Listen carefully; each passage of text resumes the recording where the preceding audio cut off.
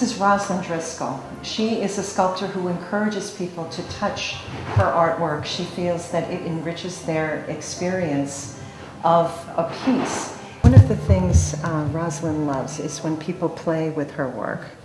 And see no, hear no, speak no evil. Over here we have some beautiful dolls by Belinda Lyon-Zucker. She has some ancestors in South Carolina and went to study doll making that are influenced by the African culture. The things that an African American has experienced in the last 2-3 generations. For Coloreds Only, member of the NAACP, and then of course the poster, Yes We Did, when Obama won. And over here we have Diane Savino. She's also an artist curator, and this triptych piece is with ruby glass. She went to Connecticut to get this glass, but what I love of what Diane does is how she mixes medias and plays off of a very traditional technique. Egg tempera comes from the Renaissance or even earlier.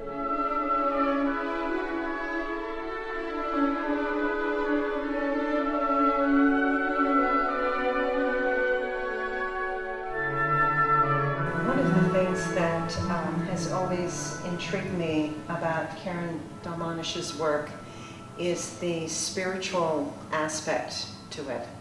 The circles have been a recurrent theme in her work, and she uses found objects such as riverstone and sea glass and stones to make these mandalas. And when we talked about her doing an installation for this show, she requested that it be near light. And one of the wonderful aspects of this installation that she has done is that when the light comes through the windows, it plays off the work on the walls and has these graceful shadows.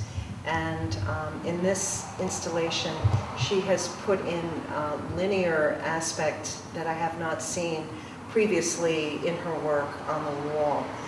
More of this curvy, dance-like pieces that reflect for me her movement in her performance pieces.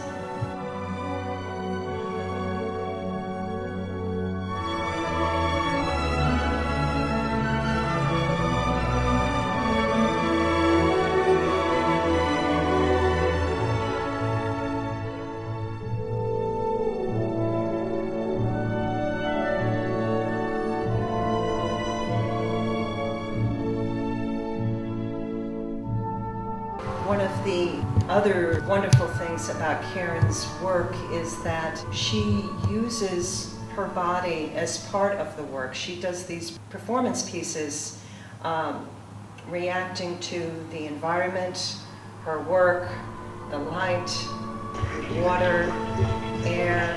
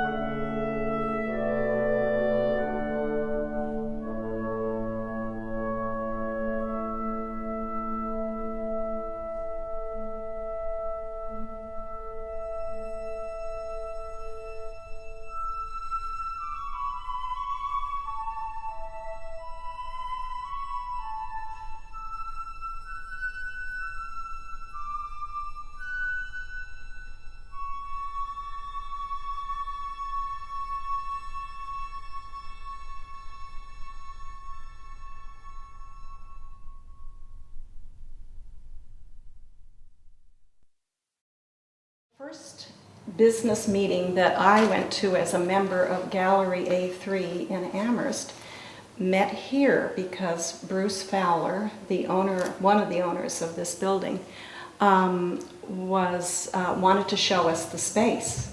And we got a tour of this whole gutted building, a lot of cleaning up and removing huge, heavy things, but it's a fabulous, huge space. But they have kept some beautiful pieces. There's these huge, big fans upstairs, and there are some details in this building that they're referring to as building art, which I love because it does give it a whole other artistic look to it. Absolutely. There are plenty of things here that can be considered art that were part of the building. Spend a lot of time in the studio sitting quietly, patiently doing very realistic still lifes, portraits, landscapes. And on the other hand, I do photographs, but this is the first time I've exhibited them. Reflections, you can see lots of reflections. That's a van we rented in around the Canadian Rockies, and it's reflecting the bed and breakfast.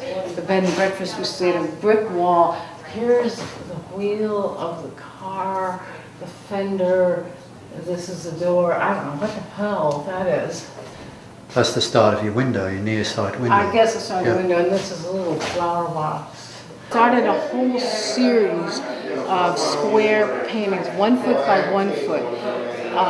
Starting 9 of them for a show. So what other objects are you going to do? Okay, I also have an egg, and I have a bagel, and then I have a lot of square things with just the background, and I don't know what I'm going to do. But are they all edible round things? All edible round things.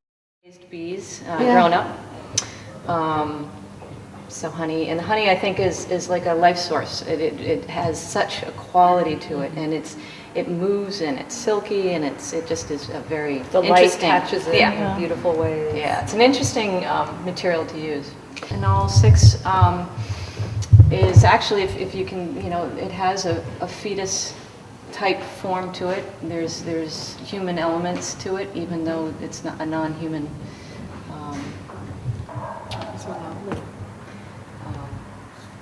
Does this have honey? So this is honey. This is a latex balloon, and so I blow it up. I put the casing inside, and I put honey inside of that, tie it all up, and then wait a couple weeks. I really feel this is, a belly with the belly button sticking out, and almost that feeling of like the baby pushing, even though obviously it wouldn't look like that, but it gives you the feeling of the baby really pushing the belly out. Yeah. Here's the baby giving a kick, and Yeah, the belly button's or going like- out even further. Baby yoga. The piece in front of me is by Rosalind Driscoll. It is one of her more recent pieces. She has now started working with neon and rawhide. The interplay between the light and this natural material, there's sort of a quiet, meditative, sensuous feeling to this work.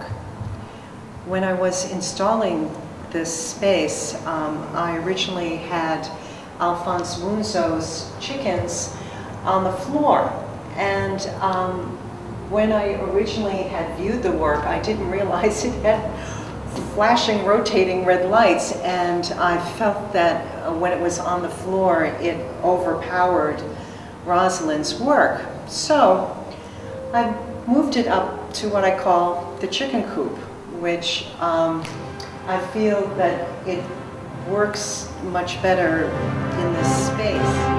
This piece is Rabbit Girl by Cynthia Constantino. This was one of the pieces I brought from New York, and I felt it was especially poignant when I added the Wonderland show. This was one of the pivotal pieces that I wanted to include in this exhibition. This series from a different perspective, and so I started painting all of the pieces of people from their knees down. And I said, my God, what is going on here? And then I realized I was the dog. And do you know that I found out at the opening that the dog that played Toto in Oz was also named Terry, and after the movie, it took, so I could be the reincarnation of Terry. We have Holly Murray here, who did these beautiful mixed media works on paper. She plays off of the life of a bee in this series. And then we have Sandy Litchfield, who uses airbrush with her painting, and I love the push and pull with the work. It's like it comes into focus and then it fades out. This is Deidre Shear's work, and in my opinion, she paints with fabric and thread. Her stitching really becomes this linear element in her work. This is work by Ann Burton. She's a sculptor, printmaker, and in this piece, not only did she do a monoprint, but she sandblasted the outside glass so that you have several layers of viewing. And this is a technique that she's just recently incorporated with her work and is now planning to buy a sandblaster so she can do more of this kind of layered and multimedia work. Over here is Liz Chalfin's work. She is the founder and director of the space and has created a wonderful non-toxic studio. This is Mo Ringy's work. She is a unique artist who takes a part of our Americana and gives it new life.